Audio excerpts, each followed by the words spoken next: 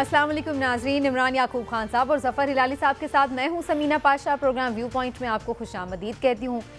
कल एक मुलाकात क्या हुई, उसके बाद से सियासत में एक हलचल नज़र आ रही है और मुसलसल उसके असरात हमें दिखाई दे रहे हैं। जो मुलाकात हुई कल अहम रहनुमाओं के दरमियान, यानी पाकिस्तान मुस्लिम लीग नून के सदर और अपोजिशन लीडर शहबाज शरीफ, उनके हमरा मौजूद थे हमजा शहबाज, मरीम नवाज साहिबा भी, और उसके साथ साथ दूसरी जाने मौजूद थे बिलावल भुट्टो जरदारी और आसिफ अली जरदारी साहब। बहरहाल मुलाकात जो भी हुई, मीडिया टॉक भी हुई, उसके ऊपर बातचीत अभी तक जारी है और लोग ये सोच रहे हैं कि आखिर इस मुलाकात के बाद अब होने क्या जा रहा है। क्या दोनों जमातों में उसूली इत्तेफाक हो चुका है कि अदम एतमाद की तहरीक लेकर ही आनी है हर सूरत? क्या लॉन्ग मार्च के हवाले से कोई फ्लेक्सिबिलिटी हो पाई है कि दोनों मिलकर कोई एक तारीख पर लॉन्ग मार्च करेंगे या फिर एक दूसरे को फैसिलिटेट करेंगे? या ये मामला सिर्फ इस हद तक नहीं है बल्कि बात इससे आगे बढ़ चुकी है और ये भी तय किया जा रहा है कि आइंदा इलेक्शन मिलकर ही लड़ लिया जाए? क्या ये इत्तेहाद, जो कि अभी तक पूरी तरह इत्तेहाद भी नहीं है, इंतखाबी इत्तेहाद में बदल सकता है या नहीं? इसके हवाले से भी गुफ्तगू हो रही है। तो उसके बाद हम देख रहे हैं कि हुकूमत की जानिब से भी इस पर रिएक्शन आ रहा है और हुकूमती वज़रा ताबड़तोड़ हमले कर रहे हैं अपोजिशन रहनुमाओं पर, और उनका ये कहना है कि ये मुलाकात बेसिकली उन्होंने इमरान खान के खौफ की वजह से की है और ये घबराए हुए हैं। बहरहाल जनाब, दोनों तरफ से दावे और भक्तियाँ खसी जा रही हैं, लेकिन इसके साथ हम ये देख रहे हैं कि इस मुलाकात के जो असरात हैं वो हमें देर तक नज़र आ रहे हैं। इसी हवाले से आज फिर से गुफ्तगू करेंगे और पहले इमरान साहब की तरफ आते हुए, इमरान साहब, अब मुस्लिम लीग नून ने तो अपनी सेंट्रल एग्जीक्यूटिव कमेटी का इजलास भी कल बुला रखा है और जाहिर है कि मज़ीद उस पर गुफ्तगू होगी। कल हम ये बात कर रहे थे कि शहबाज शरीफ साहब ने कहा अदम एतमाद के लिए यकसू हो गए। अदम एतमाद आएगी या लॉन्ग मार्च होगा? बिस्मिल्लाहिर्रहमानिर्रहीम। समीना, देखें अपोजिशन क्या सियासत करती है और उस सियासत में अदम एतमाद की तरफ जाती है या फिर लॉन्ग मार्च की तरफ जाती है। फिर सबसे बड़ा सवाल कि ये उनकी ये सियासत कामयाब होगी या नाकाम होगी। इस बारे में देखें, ख़त्मी तौर पे कुछ भी नहीं कहा जा सकता। ये तो अल्लाह ताला ही जानता है कि वो क्या करेंगे या वो खुद जानते हैं। मैं उधर ही आ रहा हूँ, लेकिन मामला जो है उसमें मैं आपसे एक बात ज़रूर कह दूँ कि अपोजिशन की सियासत की नाकामी या कामयाबी के लिए जो शख्सियत सबसे ज़्यादा किरदार अदा कर सकती है या कर रही है वो मियाँ शहबाज शरीफ है। आपको ये देखना पड़ेगा कि पिछले 3.5 साल में जब से वो कायदे हिज़्ब इख्तिलाफ बने, उन्होंने अपने आप को बाकायदा तौर पे प्राइम मिनिस्टर इन वेटिंग के तौर पे प्रेजेंट किया। उन्होंने बाकायदा तौर पे ताकतवर हलकों के साथ मामलात को बेहतर किया। एक तरफ जहाँ मियाँ नवाज शरीफ और मरीम नवाज के हवाले से इतनी सख्त चीज़ें थी और वो भी इतनी सख्त ज़ुबान इस्तेमाल कर रहे थे, लेकिन उस सारे माहौल में भी उन्होंने माहौल को मज़ीद गरमाया नहीं, बल्कि उन्होंने उस पर पानी डालते हुए, अपने मामलात को इस्तेमाल करते हुए, अपने फहम फरासत से काम लेते हुए मुस्लिम लीग नून के लिए काम जारी रखा। और आज हालात वो ये समझते हैं कि उनके लिए शायद पहले से कहीं बेहतर सूरत हाल है। इसी तरह उन्होंने मौलाना फजलुर रहमान से लेके पीडीएम की तमाम जमातों और इवन पीपल्स पार्टी, आप देखें कि कल भी बिलावल भुट्टो जरदारी ने खुद कहा कि जब से शहबाज शरीफ साहब कायदे हिज़्ब इख्तिलाफ बने, मुस्लिम लीग नून की तरफ से कुछ भी कहा गया और मरीम साहिबा की तरफ से या किसी और लीडर की तरफ से, इन्होंने कभी ऐसी बात नहीं की। हाँ, ये मोहतात रहे। तो ये सारी चीज़ें जो है ना, ये साबित करती हैं कि बहरहाल मियाँ शहबाज शरीफ ने बड़ी प्लानिंग के साथ और सियासी बसीरत के साथ ये सारा काम किया है। मुझे अब ये लगता है कि अब भी शहबाज शरीफ की सियासी हिकमत अमली है जो वो ये तय करेगी कि अपोजिशन का मुस्तकबिल क्या होगा। अच्छा। मुझे इसमें नहीं लगता, क्योंकि देखें 2-3 इसमें चीज़ें हैं जो आपने इंट्रो में जिक्र की। कोई कहता जी क्या उनको कोई लाइन मिल गई है, कोई सिग्नल आ गया। एक सहाफ़ी ने सवाल भी किया, क्या उनको ये कह दिया गया है? कोई कहता जी क्या ये इकट्ठे इलेक्शन लड़ेंगे? 2-3 चीज़ें मैं जल्दी से आपको बता दूं। पहली बात ये कि ये इकट्ठे इलेक्शन नहीं लड़ेंगे। अच्छा, मैंने फिर आगे भी आना है इन सवालों पे। थोड़ा सा अगर मुझे आप मौका दें, मैं ज़रा हिलाली साहब से करती हूँ, फिर आगे से इस पे फर्दर बात करेंगे। लेकिन हिलाली साहब, आपकी क्या राय है इस बारे में? क्या ये लॉन्ग मार्च का ऑप्शन पहले अवेल करना चाहेंगे या पहले नो कॉन्फिडेंस की मूवमेंट लेके आएंगे? देखिए, बड़ी सीधी सादी सी बात यह है, ان لوگوں نے مل کے بیٹھ کے انہوں نے اسیسمنٹ کیا ہے سچویشن کا، اور سچویشن کا اپوزیشن کے لیے اسیسمنٹ یہ ہے کہ عمران خان زخمی ہے، خاصا زخمی ہے۔ کیوں؟ معیشت، کووڈ، مہنگائی اور اپنے غلطیاں اور اپنے لوگوں کی غلطیاں۔ تو یہ ہے سب سے بہترین وقت کہ اس کے خلاف اپوزیشن نو کانفیڈنس کے لیے جائیں۔ اور کیوں؟ اس لیے کہ اگر وہ ابھی اس کو نہیں ہٹا سکتے ہیں اور معیشت بہتر ہوتی ہے اور جیسے ہو رہی ہے، اور ہیلتھ کارڈ کا ڈیویڈنڈ جو بہت بڑا ڈیویڈنڈ ہے، آپ لوگوں کو پتہ ہی نہیں ہے کہ یہ کتنا بڑا ڈیویڈنڈ ہے، یا شاید آپ کو پتہ ہے مگر آپ ذکر نہیں کرتے ہیں، بہت بڑا ڈیویڈنڈ، ووٹنگ ڈیویڈنڈ ملنے والا ہے اس کو۔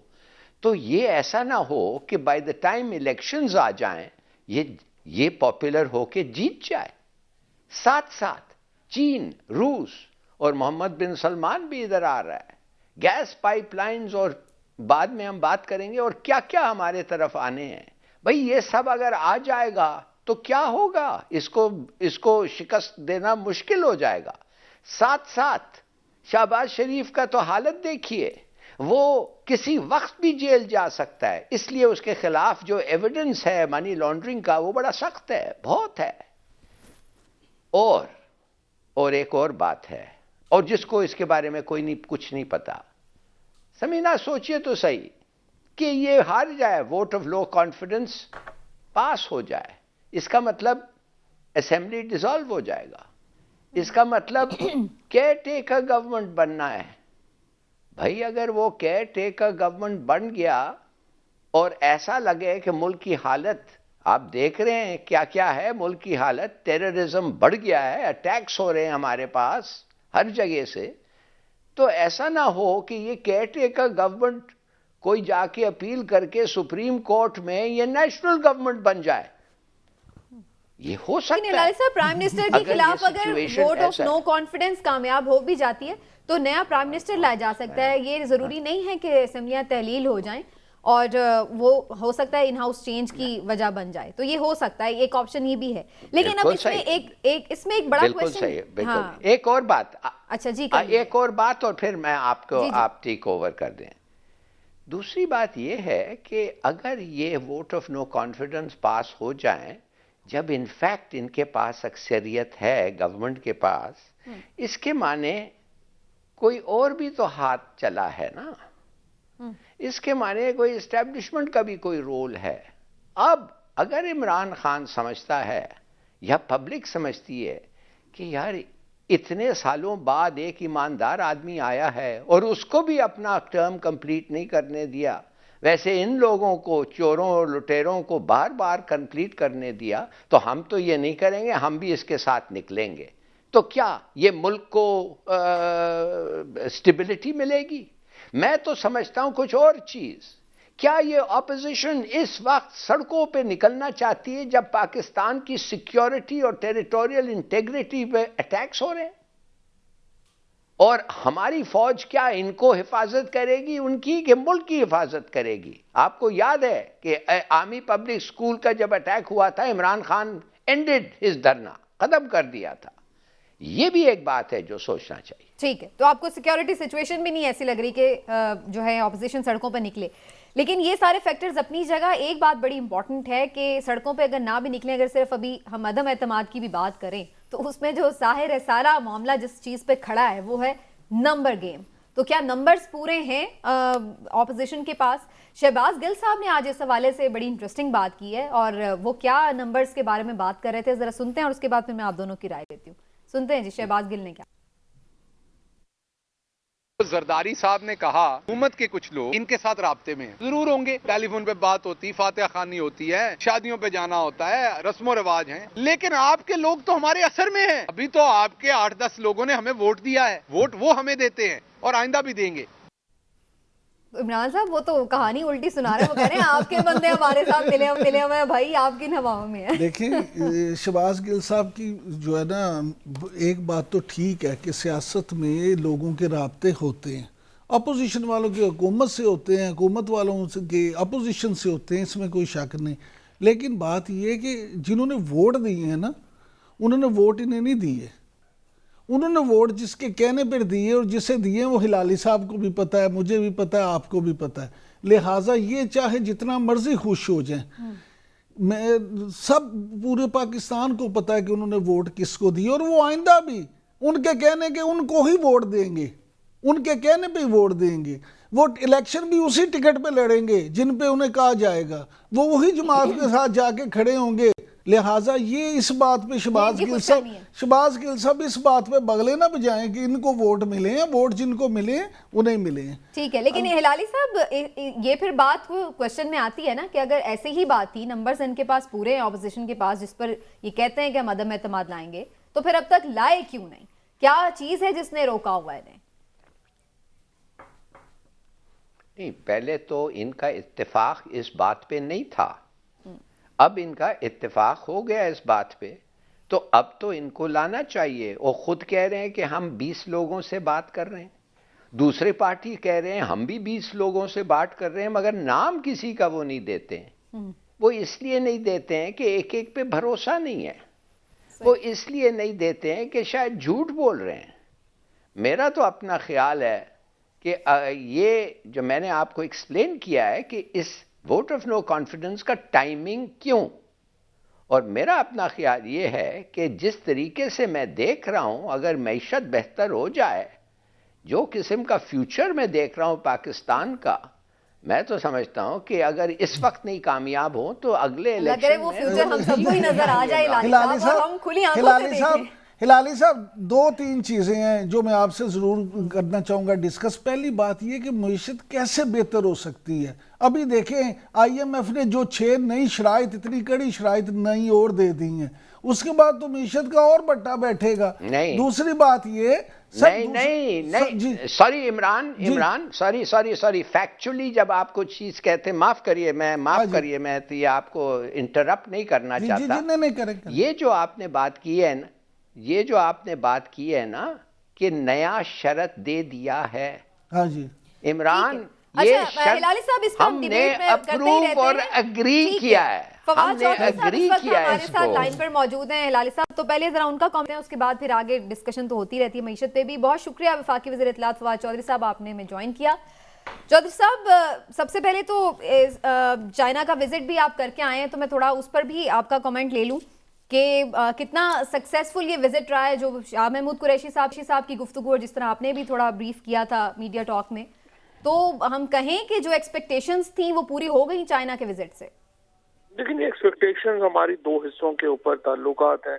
ایک ہمارا اسٹریٹجی کا حصہ ہے جس پہ ظاہر ہے چین اور پاکستان سالوں سے ایک دوسرے کے ساتھ کھڑے ہیں, اور یہ جو دورہ تھا اس کی بھی جو بنیادی اہمیت تھی وہ اسٹریٹجک تھی, کیونکہ جو ونٹر اولمپکس کی ابتدائی تقریبات تھیں, آپ کو معلوم ہے کہ اس پہ ایک جو ویسٹرن بلاک ہے اس نے اس کی ڈپلومیٹک بائیکاٹ کی تھی. تو چین نے اپنے ان دوستوں کو جن کے اوپر وہ اپنا ٹرسٹ کرتا ہے, جن کو وہ سمجھتا ہے کہ مشکل وقت میں اس کے ساتھ کھڑے ہوں گے, ان کو دعوت دی تھی آنے کی. اور پرائم منسٹر صاحب بھی جو پاکستان کے وزیر اعظم 20 ملکوں کے سربراہان میں شامل تھے, جو کہ ونٹر اولمپکس میں کی ابتدائی تقریبات میں جنہوں نے شرکت کی.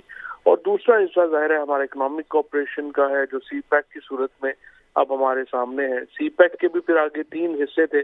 پہلا کہ گوادر پورٹ بنے, وہ بن گئی. پھر دوسرا حصہ یہ تھا کہ اس کی کنیکٹیوٹی ڈیولپ ہو, اور اب تیسرا حصہ یہ ہے کہ یہ جو سڑکیں بنی ہیں, موٹر ویز جو بنی ہے, ان کے رائٹ لیفٹ کے اوپر جو ہم انڈسٹریل زونز ہیں ان کو آباد کریں.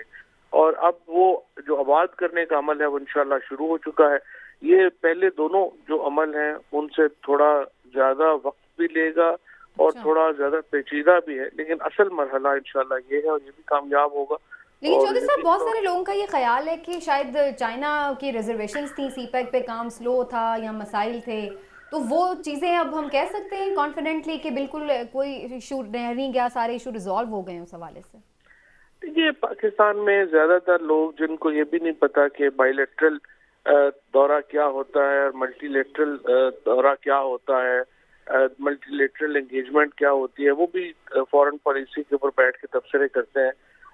جن کو تو یہ بھی اسی طرح کی تبصرے ہیں جن میں لوگوں کو سبسٹینس کا نہیں پتا اور جن کو ڈپلومیسی کا نہیں پتا، وہ بیٹھ کے تبصرے شروع کر دیتے ہیں. جس طرح سے یہاں پہ بھی بے شمار لوگوں کو یہ بھی نہیں پتا تھا کہ جب وزیر اعظم بائی لیٹرل ٹور پہ جائے گا تو پھر کون ریسیو کرے گا، اور ملٹی لیٹرل ٹور پہ جائے گا تو پھر ایئرپورٹ کے اوپر کون ریسیو کرے گا. تو یہ بھی اس طرح کے تبصرے جی، اس پہ بھی کافی ڈسکشن ہو رہی تھی کہ شاید انہیں کوئی اتنا پروٹوکول نہیں ملا. لیکن چودھری صاحب، تھوڑا ہم آپ سے پولیٹیکل سچویشن کے اوپر بھی بات کرنا چاہتے ہیں. جب آپ لوگ یہ اظہار یکجہتی کر رہے تھے چائنا کے ساتھ، تو ادھر بھی ایک اظہار یکجہتی ہوا ہے پی پی اور پی ایم ایل این کا آپس میں، تو بڑی ان کی تو دوبارہ سے گٹھ جوڑ ہو رہا ہے. کوئی حکومت ان سے خوف محسوس کر رہی ہے عدم اعتماد کی؟ وہ تو تیاری کر رہے ہیں. آپ کو یاد ہوگا کہ وزیر اعظم عمران خان نے بہت پہلے یہ کہا تھا کہ جب بھی ان پہ ہاتھ پڑے گا یہ اکٹھے ہو جائیں گے، اور اب بھی آپ دیکھتی ہیں کہ جو ہی ان کے اوپر ہاتھ پڑنے کا خدشہ ہوتا ہے یا لگتا ہے کہ اب ان کے اوپر جو کیسز ہیں وہ اب تیزی سے آگے بڑھیں گے یا اکٹھے ہو جاتے ہیں. یہ بیسکلی ایک الائنس آف کرمنلز ہے جس کا واحد مقصد یہ ہے کہ اکاؤنٹیبلٹی کو روکا جا سکے، احتساب کو روکا جا سکے. حکومت کے لیے یہ سیاسی خطرہ تو آپ نے دیکھا کہ یہ سینٹ میں بھی نہیں بن سکے جہاں پہ ان کی ایک پوری اکثریت ہے، وہاں پر بھی یہ کوئی چیلنج حکومت کو نہیں دے سکے، تو باقی نیشنل اسمبلی میں تو یہ چیلنج دینے کی پوزیشن میں ہی نہیں ہے. سو یہ آخری ایک ان کا سمجھیے کہ ان کا تھا معاملہ، وہ بھی انشاءاللہ ختم ہو جائے گا اور آپ دیکھیں گی کہ یہ بھی ایک اور ناکام ملاقات ثابت ہوگی. اچھا چوہدری صاحب، دو چیزیں میں آپ سے ضرور جاننا چاہوں گا. ایک تو اس پہ کہ یہ تو ایک مثال تو موجود ہے نا، جب یوسف رضا گیلانی صاحب حفیظ شیخ سے الیکشن جیت گئے تھے اور پھر وزیر اعظم صاحب نے خود اعتماد کا ووٹ لیا تھا، تو کیا دوبارہ ایسی کوئی صورتحال تو نہیں پیدا ہو سکتی؟ دیکھیے جی، جو الیکشن جیت گئے تھے اس کی ویڈیوز بھی آ گئی ہوئی ہیں کہ وہ کیسے الیکشن جیتے تھے اور کیا جو ہے وہاں پر ہوا تھا. اب یہ صورتحال اس لیے پیدا نہیں ہو رہی کہ یہ تو پارٹیز کمزوری کی طرف ہے، اور دوسرا یہ پارٹیز کا بھی نہیں. آج آپ نے شاید خاقان عباسی صاحب کا دیکھ لیا کہ انہوں نے کس طرح سے اس ملاقات کے اوپر تحفظات کا اظہار کیا اور انہوں نے یوسف رضا گیلانی کو کرٹیسزم کا نشانہ بنایا.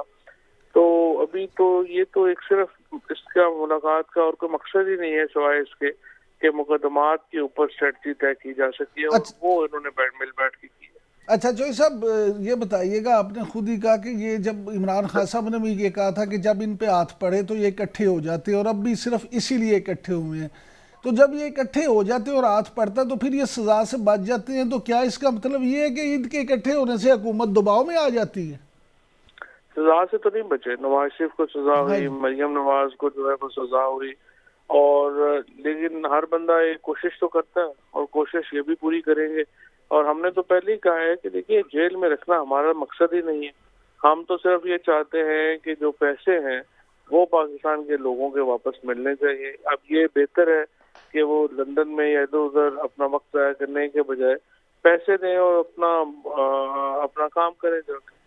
اچھا چودھری صاحب، ان کا جو تکیہ ہے وہ زیادہ وہی کہتے ہیں آپ لوگوں کے لوگ ان سے رابطے میں، اور آپ کو بھی پتہ ہے کہ آپ کی جماعت کے کچھ لوگ ہیں جو پارٹی پالیسی کے اگینسٹ بات بھی کر دیتے ہیں، اور کچھ گروپس بھی ہیں جو آپ لوگوں کو وقتاً فوقتاً ٹف ٹائم دے دیتے ہیں، اور پھر کچھ وہ اشاروں کے بھی شاید منتظر ہوتے ہیں لوگ. پھر الائز ہیں وہ بھی کبھی کبھی آپ لوگوں کے ساتھ اکھڑے نظر آتے ہیں.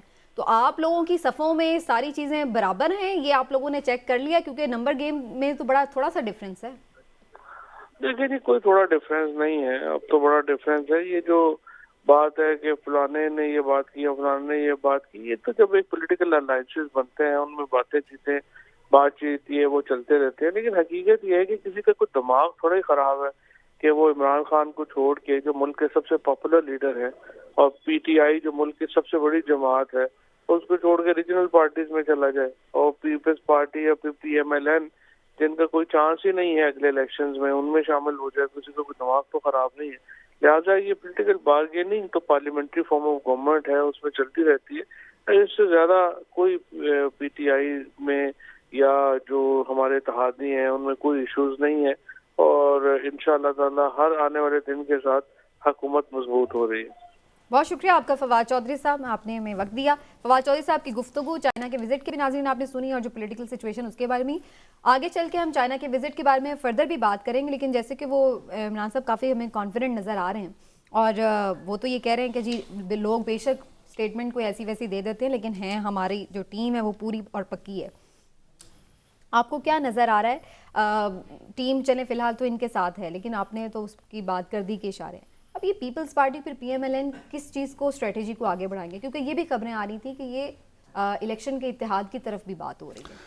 دیکھیں فواد چودھری صاحب میرے تو خیر دوست بھی ہیں. فواد چودھری صاحب ہمیشہ بات اتنے ہی اعتماد کے ساتھ کرتے ہیں. ان کی یہ خوبی ہے کہ وہ اعتماد کو ہاتھ سے نہیں جانے دیتے، اس لیے وہ بات جو بھی کرتے ہیں پورے اعتماد کے ساتھ کرتے ہیں. بات یہ نہیں ہے کہ وہ کیا کہہ رہے ہیں، بات یہ ہے کہ جو آپ نے کہا نا اتحاد والی بات، میں سمجھتا ہوں کہ انتخابی اتحاد پیپلز پارٹی اور مسلم لیگ نون کا کبھی ہو ہی نہیں سکتا. اچھا، ہاں جی، آپ انتخابی اتحاد کو بھول جائیں. ان دونوں نے ایک دوسرے کے خلاف الیکشن لڑنا ہے. سندھ میں آپ کیا سمجھتی ہیں کہ اگر مسلم لیگ نون کو ووٹ نہیں پڑیں گے اور پیپلز پارٹی کبھی یہ چاہے گی کہ ان کے ساتھ اتحاد کر کے تو وہ سندھ میں انہیں سیٹیں دے دیں؟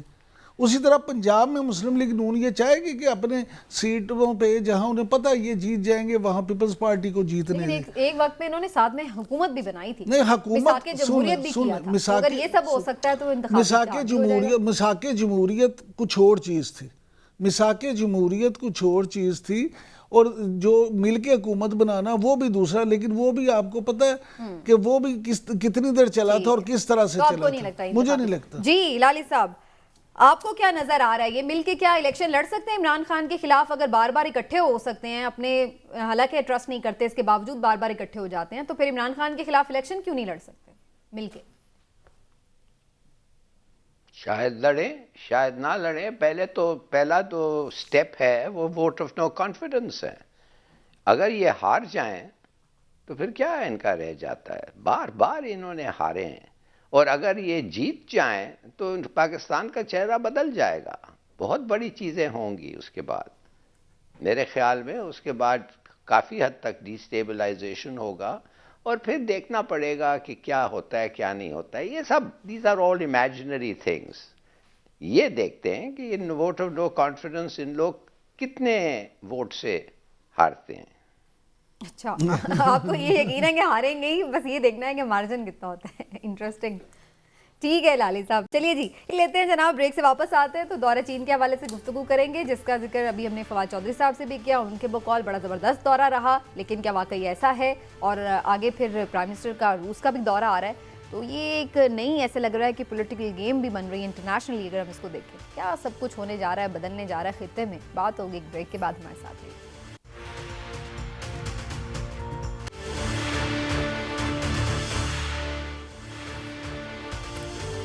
پرائم منسٹر واپس آ چکے ہیں چین کے دورے سے. وہاں پر اہم ملاقاتیں ہوئیں ان کی، اہم تقریبات میں انہوں نے شرکت کی، اور اس کے بعد ظاہر ہے کسی پیک کے حوالے سے بھی، دیگر اہم معاہدوں کے حوالے سے بھی پیش رفت ہوئی. شاہ محمود قریشی صاحب اس دورے کے حوالے سے کیا کہہ رہے ہیں؟ ہماری توقع سے بھی زیادہ ہمیں پذیرائی ملی ہے، ہم نے گرم جوشی دیکھی ہے، اور میں نے چین جو سمت ہے بڑی واضح دیکھی ہے، اور اس سمت میں پاکستان نمایاں ہے. اور ابھی آپ نے فواد چودھری صاحب کو تو سن ہی لیا، وہ بھی اس دورے کو بڑا کامیاب دورہ گردان رہے ہیں. کیا واقعی ایسا ہے؟ اور اس دورے کے بعد ہم کیا توقعات رکھیں؟ کیا جو یہ معاہدے ہوتے ہیں یا جو چیزیں اکنامک ایکٹیویٹی بڑھتی ہے وہ کب تک عوام تک پہنچے گی، اس کے ثمرات؟ یہ بھی بات کرنا بڑا ضروری ہے. پہلے میں جاؤں گی لالی صاحب کی طرف، اور تھوڑا سفارتکاری کے حوالے سے پہلے بات کریں گے، پھر بعد میں ذرا اکانومی کے اوپر اس کے اثرات کی بات کریں گے. لالی صاحب، what do you see؟ جیسے ابھی فواد چودھری صاحب بھی بتا رہے تھے کہ اس پہ بھی بڑی تنقید ہو رہی تھی کہ پتہ نہیں ویسا ریسیپشن ملا یا نہیں ملا.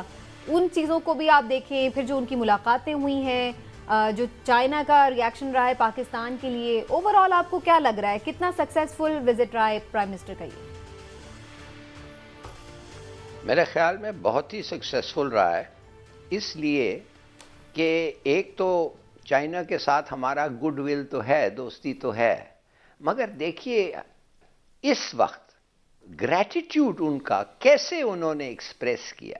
دو وجہ ہے.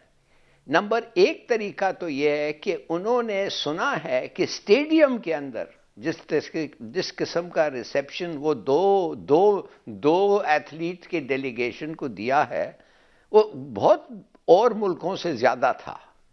تو پاکستان کا نام سن پہ پتہ نہیں وہ تھے کیا ہمارے ونٹر اولمپکس میں کیا تھے, وہ اسکیئرز تھے یا کیا تھے, مگر ان کو زبردست ریسیپشن ملا ہے اس لیے کہ وہ پاکستانی تھے, نہیں کہ اس لیے کہ ان کو وہ خاص ان کو کوئی جانتا تھا. تو یہ ریسیپشن پہ اسٹیڈیم سے بتا دیتا ہے کہ لوگ اور پیپل ٹو پیپل ریلیشن شپ کتنا اچھا ہے. دوسری بات یہ ہے کہ دیکھیے جب ایک پرائم منسٹر جاتا ہے اور ایک پرائم منسٹر سے بات کرتا ہے تو ضروری نہیں ہے کہ وہ پریزیڈنٹ بھی اس کو پرسنلی ملے, حالانکہ بہت دفعہ ہوتا بھی ہے یہ, مگر چین کا پرائم منسٹر ہمارے پریزیڈنٹ سے کچھ زیادہ اس کے پاس پاورز ہیں, تو ایسا نہیں ہے کہ وہ صرف ایک سائنیکیور ہے. مگر پھر بھی ان کے لیے پریزیڈنٹ زی فزیکلی ان کے ساتھ ملاقات ہوئی, حالانکہ بہت اور بھی لوگ تھے. ویری گڈ, یہ تو ہوا. دوسری بات میرے خیال میں یہ ہے سمینہ کہ $4 بلین کا ہمیں رول اوور مل گیا ہے. $4 بلین جو ہمیں مارچ میں واپس کرنا تھا وہ ابھی کرنے کی ضرورت نہیں ہوگی مارچ میں. دوسری بات ہے کوادر کا $4 بلین 350 تھا پارک کے لیے, وہ ہوگا, اور 400 ملین تھا ٹیکسٹائل کلسٹر کے لیے, وہ بھی ہو رہا ہے. اور ایک چیز جو شاید زیادہ لوگوں نے نوٹس نہیں کیا, ہمارے اور چین کے درمیان ایک اگریمنٹ ہے جو وہ کہتا ہے کرنسی سواپ اگریمنٹ. اس کا یہ بڑی اچھی بات ہے اس کرنسی سواپ اگریمنٹ میں کہ جب ہم ان سے کچھ لیتے ہیں, مثال کے طور پہ $4 بلین کا کرنسی سواپ اگریمنٹ ان کے ساتھ ہے, تو وہ جو ہمارا جو بوروئنگ ہوتا ہے وہ جو ہے وہ ہمارے کیا کہتے ہیں وہ ہمارے آفیشل بوروئنگز پہ نہیں جاتا ہے, اس لیے کہ کرنسی سواپ ہے. تو وہ کہتے ہیں ہم کچھ دیتے ہیں اس سے کچھ لیتے ہیں, لہٰذا اس کو آفیشل بوروئنگ پہ ڈیٹ پہ نہیں جاتا ہے. مگر اس لیے کہ ہمیں بہت زیادہ فارن ایکسچینج کی ضرورت ہے تو $4 بلین کا یہ بھی ہے. تو میرے خیال میں all in all it has been a very good اس طریقے سے. ٹھیک ہے. پھر تو خیر وہ انڈسٹریل کوآپریشن کے ساتھ جو ہوا ہے سمینہ, ری لوکیشن آف چائنیز انڈسٹری اگر چین سے ہو کے ادھر آئے, آپ سوچئے ہمارے کتنے لیبر کو کیا یہ ہوگا. ٹریننگ ہوگی, ٹرین بھی یہ کریں گے, مانیٹر کریں گے, پلان کریں گے, انیشیٹ کریں گے, پروجیکٹ ایکسیکیوٹ کریں گے, لکھ کے دیا ہے انہوں نے ہمیں, اور ہم یہ بھی آپ کے لیے کریں گے. میں نے ان کا بھی تو ظاہر ہے فائدہ ہوتا ہے. اکنامک زونز جو تو بات ہوئی ہے اس کے بارے میں, وہ 3 بن گئے, 6 باقی ہیں. میرے خیال میں all in all Samina it was a first class trip, اور ان کو بڑا خوش ہونا چاہیے. اور ایگریکلچر کے حوالے سے بھی, اور ایک بات لاسٹ چیز کشمیر پہ سمینہ, کشمیر پہ ایک لاسٹ چیز میں بتا دوں. کشمیر پہ انہوں نے ان کے اسٹیٹمنٹ میں جوائنٹ اسٹیٹمنٹ میں کہا ہے کہ ہم بالکل نہیں سپورٹ کرتے جو ہندوستان نے یونیلیٹرل سٹیپس لیا ہے. مانے کہ ایک اگریمنٹ ہے کشمیر پہ, اس پہ ہم چل رہے ہیں.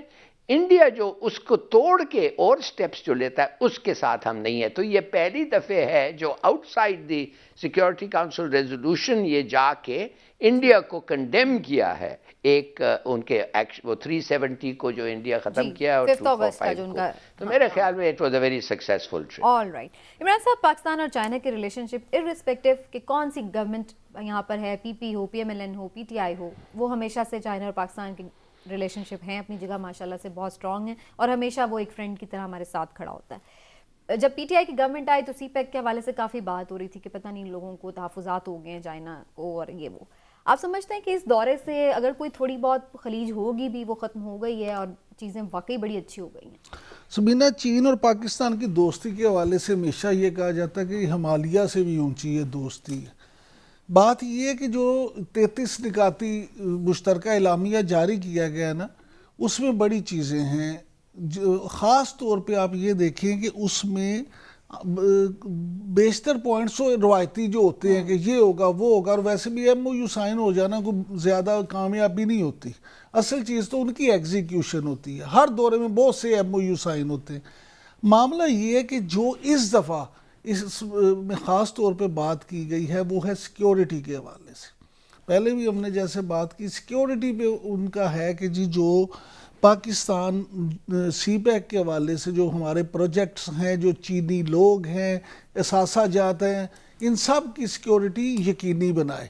ایک تو یہ ان کا کنسرن تھا جس پہ انہوں نے کہا جی بالکل ہم ان کو یقینی بنائیں گے. دوسری بات یہ ہے کہ افغانستان کی اہمیت پہ پہلی دفعہ بڑا اتفاق ہوا ہے، اور افغانستان کو خاص طور پہ انہوں نے نہ صرف ڈسکس کیا ہے بلکہ انہوں نے یہ کہا ہے کہ جی افغانستان کے جو اکاؤنٹس ہیں ان کو جو ہے نا جو فریز اکاؤنٹس ہیں ان کو بحال کیا جائے، ان کی مدد کی جائے، اور پھر سی پیک کو افغانستان تک ایکسٹینڈ کرنے کی بھی بات ہوئی ہے.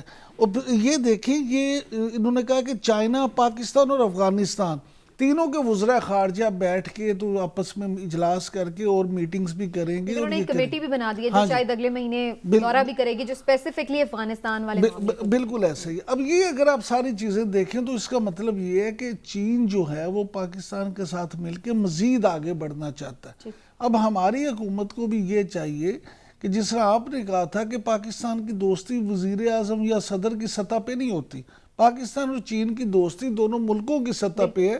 کسی بھی جماعت کی حکومت ہو، کسی بھی جماعت کا وزیر اعظم ہو، کوئی بھی جماعت یہ افورڈ ہی نہیں کرتی کہ وہ چین کے ساتھ اپنے تعلقات کو خراب کرے. اب یہ جو 4 ارب کی انہوں نے بات کی، اگر واقعی یہ چائنا نے آپ کو ٹائم دے دیا ہے، کیونکہ 2 اہم ایشوز تھے آپ کے سی پیک کے علاوہ، اور دونوں تھے معاشی معاملات. ایک یہ کہ آپ چاہتے تھے کہ وہ آپ کو ٹائم دے دیں، آپ کو فوری ادائیگی نہ کرنا پڑے، اور دوسرا یہ کہ مزید وہ آپ کی کوئی ہیلپ کر دیں، کچھ دے دیں، کوئی یہاں انویسٹ کر دیں. اگر یہ معاملات اس طرح سے ہو جائیں جس طرح سے کہا جا رہا ہے تو پھر واقعی یہ ایک اچیومنٹ ہے. بالکل ٹھیک ہے. اور چائنا ویسے بھی ڈائریکٹلی پیسے تو نہیں بناتا ہاتھ میں، وہ ہمیشہ انویسٹمنٹ کے تھرو اپنا بیچ میں وہ اپنا بھی دیکھتا ہے، اور زیادہ اچھی بات ہے کہ ٹریڈ کریں.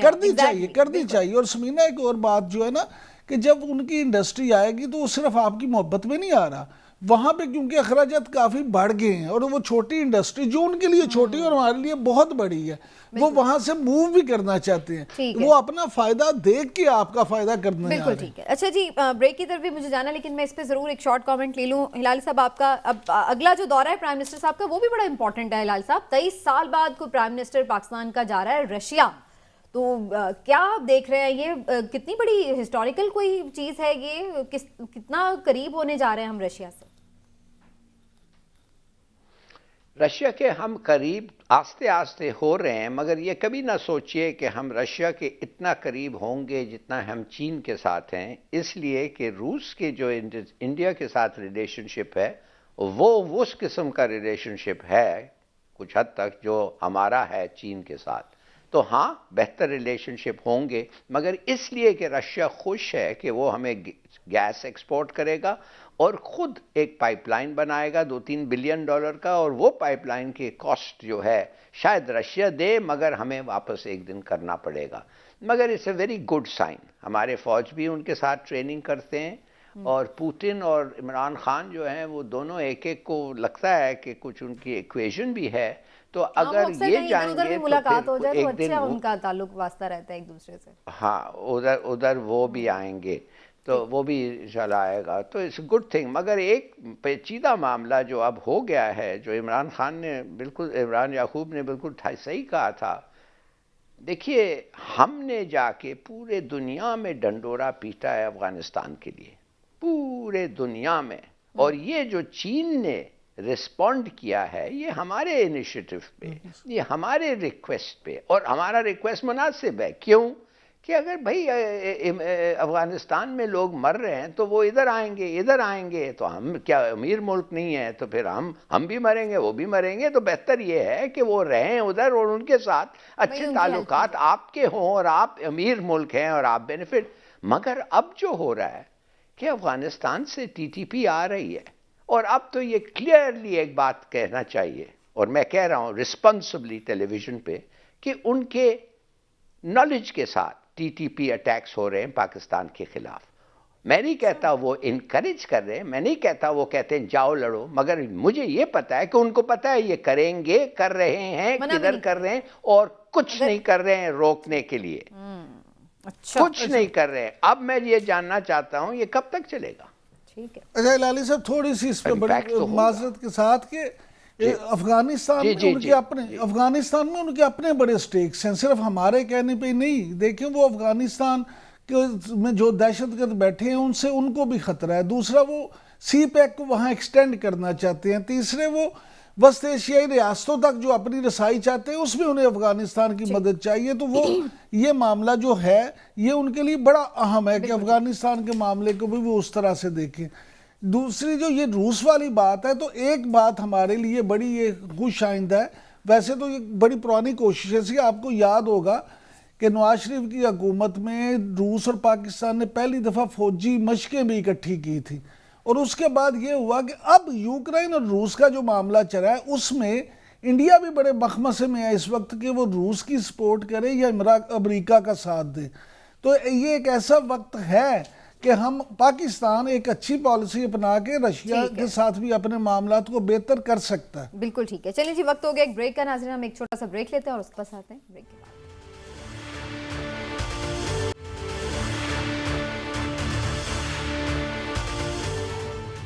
ویلکم بیک ناظرین. IMF نے پاکستان کو $1 ارب کی مزید قسط تو جاری کر دی ہے، لیکن اس کے ساتھ ہی 6 شرائط کا پلندہ بھی تھما دیا ہے، اور کہا جا رہا ہے کہ جی اب جو آپ نے سبسڈیز دی تھیں، بہت ساری چیزوں میں جو رعایتیں تھیں وہ ختم کریں. مزید کچھ ٹیکسز کی بھی شاید بات ہو رہی ہے، اصلاحات کی بھی.